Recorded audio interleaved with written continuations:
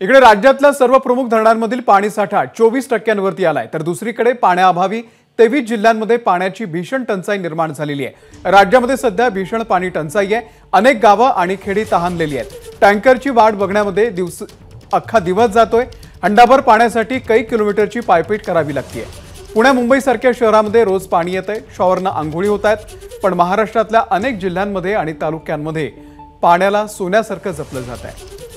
ग्रामीण भागामध्ये घागरभर पाण्यासाठी जनतेचा टाहो सुरू आहे। जलस्रोत पूर्णपणे आटल्यामुळे आणि छोट्या धरणांमधील पाणीसाठा कमी झाल्यानं 23 गावांमधील तब्बल 10,000 गावपाड्यांना 3,500 टँकरच्या माध्यमातून पाणी पुरवठा केला जातोय।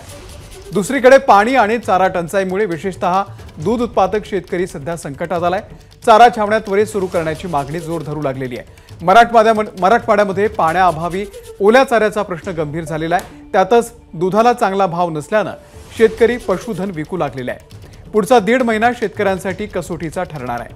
इकडे अवकाळी आणि दुष्काळीमुळे दुष्काळ, पाणी टंचाई अशा दुहेरी दुष्टचक्रामध्ये शेतकरी अडकलेला आहे। शेतातली सगळी पिकं जगवण्यासाठी बळीराजा धडपडतोय। पाणी टंचाईमुळे छत्रपती संभाजीनगर जिल्ह्यामधील सर्व मोठ्या बांधकामांना 15 जूनपर्यंत स्थगिती देण्याचे आदेश जिल्हाधिकाऱ्यांनी दिलेले आहेत। एबीपी माझा, उघडा डोळे बघा नीट।